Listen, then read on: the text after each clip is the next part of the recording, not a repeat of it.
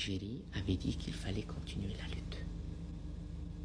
C'est une position que nous ne pouvons pas changer, qui s'inscrit tellement dans nos mœurs, d'autant plus dans nos mœurs qu'elle s'inspire en fait de notre passé, de notre essence, de notre existence même en tant qu'État indépendant.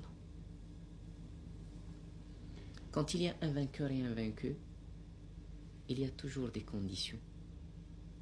Les conditions du vainqueur. Comment voulez-vous créer une situation favorable si vous vous présentez avec un drapeau blanc? Même si vous voulez examiner le problème des conditions du vainqueur, d'une manière ou d'une autre. Et autrefois, nous avons refusé la paix des braves. Nous avons refusé l'affaire du drapeau blanc qui, théoriquement, devait peut-être, semble-t-il, d'après ce que l'on nous expliquait dans les contacts, aboutir au même résultat d'Évian. Mais Évian était une autre situation. Évian était autre chose. Évian était autre chose. C'est pourquoi,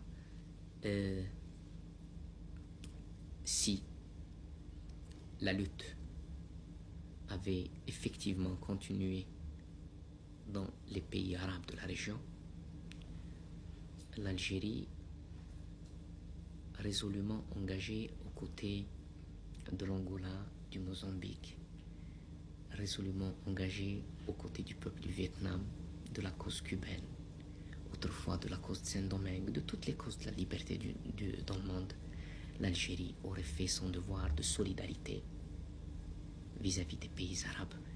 Et si cela n'aurait été qu'un devoir de solidarité, nous l'aurions fait.